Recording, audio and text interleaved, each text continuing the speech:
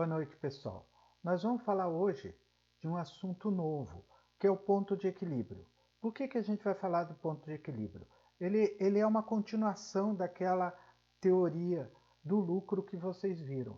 Então, na aula passada, vocês viram que tinha uma teoria de lucro, que é uma teoria econômica, que traz o lucro. Então, vocês viram como forma o lucro, e que o lucro tem a ver com o custo fixo e o custo variável.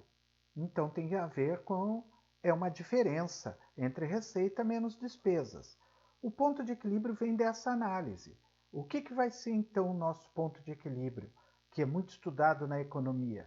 Ele é um dos pontos principais que vocês vão precisar para usar na prática na área de farmácia. Então a gente vai começar a falar sobre esse ponto de equilíbrio vendo o seguinte: o que é o ponto de equilíbrio? Então, quando se toma uma decisão sobre se vai se planejar, se eu vou ter um volume, se eu vou ter custo, quanto eu vou ter que vender, como que eu posso gerir a minha empresa? A primeira ideia para gerir uma empresa vem da análise financeira de um processo que a gente chama de planejamento. É uma base na administração. Então, para isso, eu tenho que conhecer a receita total que eu vou ganhar, quanto vai ser os meus custos e quanto eu pretendo lucrar. Bom, tudo isso é uma análise chamada custo, volume e lucro. Nós vamos hoje começar essa análise na economia. Então, a primeira parte do break-even point, chamado de ponto de equilíbrio, é um nível de atividade que cubra todos os custos fixos e os custos variáveis da tua atividade. Então, o que nós temos? O ponto de equilíbrio possui uma fórmula bem básica. A fórmula é a seguinte: o custo fixo dividido pela margem de contribuição. O ponto de equilíbrio unitário é uma das bases que vocês vão precisar para qualquer projeto daquilo que vocês vão ter que montar. Então, como é que nós faríamos? A gente encontra da seguinte forma o ponto de equilíbrio, como vocês podem ver aqui ao lado.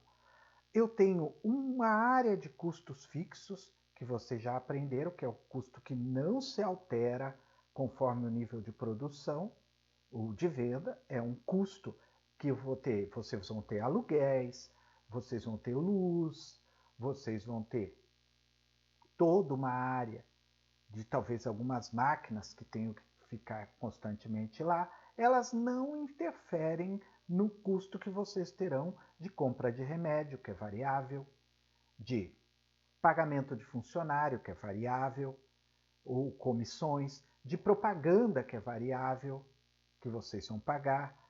E essa linha, a gente imagina uma linha de lucro que vai ter que cobrir todos esses custos, o fixo e o variável. Vamos entender num exemplo bem simples para vocês verificarem. Se eu fosse produzir pizzas para vender, eu pegaria primeiro toda uma planilha dos meus custos fixos. Então, eu teria um aluguel, um local, eu teria a luz, eu teria todos os custos fixos que fariam a minha venda.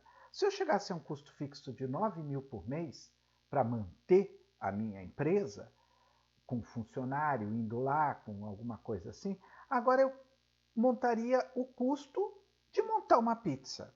Então eu pegaria todos os insumos para montar aquela pizza, da farinha, acabamento, a caixa, o panfleto, tudo. Se eu chegasse a um custo de R$ 7 por pizza, é claro que cada sabor teria um custo, então todos teriam que... Existe um cálculo para o ponto de equilíbrio de múltiplos produtos. Eu pegaria esses custos variáveis de 7 e dividiria.